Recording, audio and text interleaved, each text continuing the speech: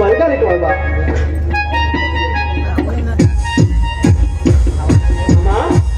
ಅಮ್ಮ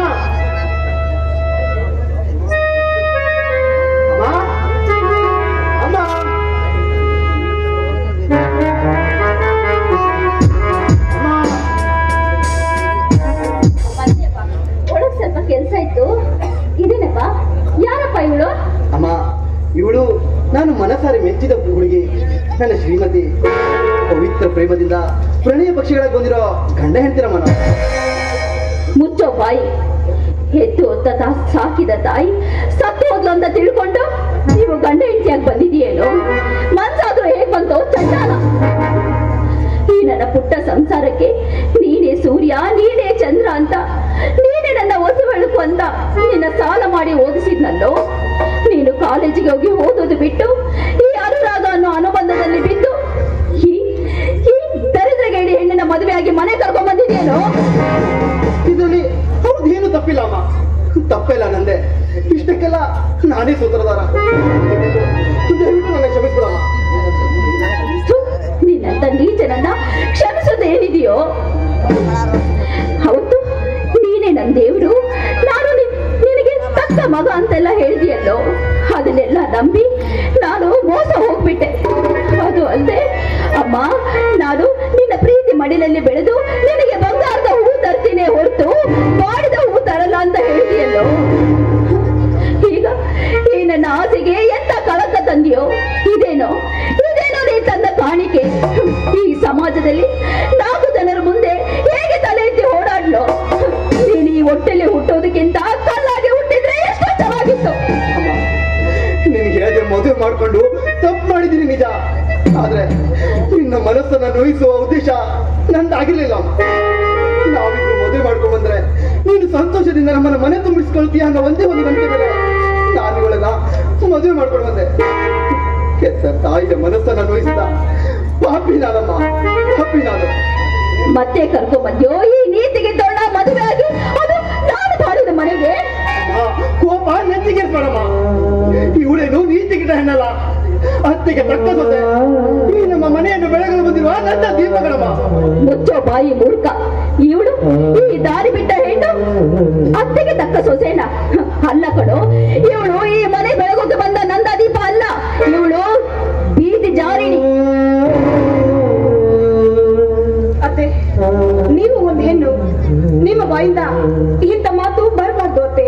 ನೋಡಿ, ನಾನೇನು ನಡತೆಗೆಟ್ಟವಳಲ್ಲ, ಗೌರವಸ್ಥರ ಮನೆಯಲ್ಲಿ ಹುಟ್ಟಿದ ಗೌರವಸ್ಥ ಹೆಣ್ಣು ಅತ್ತೆ. ಏನೋ ಪ್ರೀತಿಯಲ್ಲಿ ಬಿದ್ದು ಲವ್ ಮಾಡಿ ನಾವು ಮದುವೆ ಮಾಡ್ಕೊಂಡಿದ್ದೀವಿ ನಿಜ, ಆದ್ರೆ ಮತ್ತೆ ನಾವು ಯಾವ ತಪ್ಪು ಮಾಡಿಲ್ಲ ಅತ್ತೆ, ಯಾವ ತಪ್ಪು ಮಾಡಿಲ್ಲ. ಪ್ರತಿಯೊಬ್ಬ ತಂದೆ ತಾಯಿ ತಮ್ಮ ಮಕ್ಕಳು ಚೆನ್ನಾಗಿ ಓದ್ಲಿ ಅಂತ ಕಾಲೇಜಿಗೆ ಕಳಿಸ್ತಾರೆ. ಆದ್ರೆ ನೀವಿಬ್ರು ಲವ್ ಮ್ಯಾರೇಜ್ ಮಾಡ್ಕೊಂಡು ಮನೆಗೆ ಬಂದಿದ್ದೀರಾ.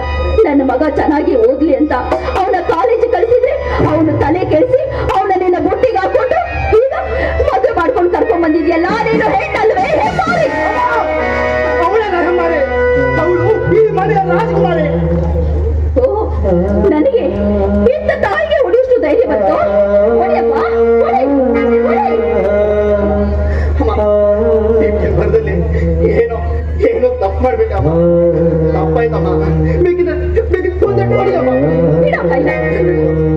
ದಯವಿಟ್ಟು ನನ್ನ ಕ್ಷಮಿಸ್ಬಿಡಮ್ಮ.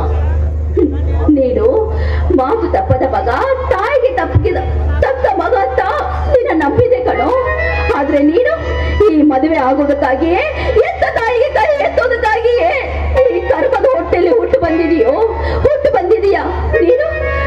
ನೀನು ಮಗನಲ್ವೋ? ನೀನು ಮಗ ಅಲ್ಲ, ರಾಕ್ಷಸ. ನಿನ್ನಂತವನ್ನ ಹುಟ್ಟಿಸಿದಕ್ಕೆ ನಾನು ನನ್ನ ಜೀವನ ಸಾರ್ಥಕವಾಯ್ತಪ್ಪ, ಸಾರ್ಥಕವಾಯ್ತು. ನೋಡ, ನೀನು ಈ ಮನೇಲಿ ಇರಬಾರ್ದು. ಎಂತ ತಾಯಿಗೆ ಕೈ ಮಾಡಿದ ಅವಿವೇಕಿ ಈ ಮನೇಲಿ ಒಂದು ಕ್ಷಣನೇ ಇರಬಾರ್ದು. ಹೊರಗೋಗು, ಈ ಧರ್ಮದ ಮನೆಯಿಂದ ಹೊರಗೋಗು, ಜೊತೆಗೆ ಇವಳು ಕರ್ಕೊಂಡು ಹೊರಗೋಗು. ಸ್ವಾಮಿ, ನನ್ನಿಂದ ಈ ಮನೆಯಲ್ಲಿ ಇಷ್ಟೆಲ್ಲ ನೋವು ಆಗ್ತಾ ಇದೆ, ಇಷ್ಟೊಂದು ಜಗಳ ಆಗ್ತಿದೆ ಅಂದ್ಮೇಲೆ ನೋಡಿ, ನೀವು ಈ ಮನೆಯಲ್ಲಿ ಇದ್ಬಿಡಿ. ನಾನು ಎಲ್ಲಿ ಆದ್ರೂ ಹೋಗ್ತೀನಿ ಸ್ವಾಮಿ, ನಾನೇ ಎಲ್ಲಿ ಆದ್ರೂ. ನನಗಾಗಿ ಸರ್ವಸ್ವವನ್ನು ಬಿಟ್ಟು ಬಂದಿರ್ತೀನಲ್ಲ, ಹೀಗೆ ಅರ್ಧ ದಾರಿಯಲ್ಲಿ ಬಿಡೋದಕ್ಕೇನೆ ನಾನು ನಿನ್ನ ಮದುವೆ ಆಗೋದಿದ್ದು. ನಿನ್ ಜೊತೆ ನಾನು ಬರ್ತೀನಿ. 1 ನಿಮಿಷ ರೂಮಲ್ಲಿ ನನ್ನ ಬಟ್ಟೆಗಳಿವೆ, ಅದನ್ನ ತಂದ್ಬಿಡ್ತೀನಿ. ನಿಲ್ಲು. ಈ ಮನೆಯಲ್ಲಿ ನಿನ್ನ ಮೈ ಮೇಲಿರೋ ಬಟ್ಟೆ ಬಿಟ್ಟು ಒಂದು ಕವಡೆ ವಸ್ತು ಕೂಡ ನೀನು ತಗೊಂಡೋಗ್ಬಾರ್ದು. ಬರೀ ಕೈಯಲ್ಲಿ ಮನೆಯಿಂದ ಹೊರಗೋಗು. ಆಗ್ಲಮ್ಮ, ನೀನ್ ಇಚ್ಛೆಂತೆ ಆಗ್ಲಿ. ಕೊನೆ ಪಕ್ಷ ನೀನ್ ಆಶೀರ್ವಾದ ಪಡಿಬೇಕೆಂಬ ಒಂದೇ ಒಂದು ಆಸೆ ಆದ್ರೂ ಪೂರೈಸ್ಕೊಳಮ್ಮ. ಬಾರು. ನೀವು ಒಂದು ಕೈಯಿಂದ ನನ್ನ ಪಾದಗಳನ್ನು ಮುಟ್ಟಬೇಡಿ. ಹೋಗಿ ಈ ಧರ್ಮದ ಮನೆಯಿಂದ ಹೋಗಿ.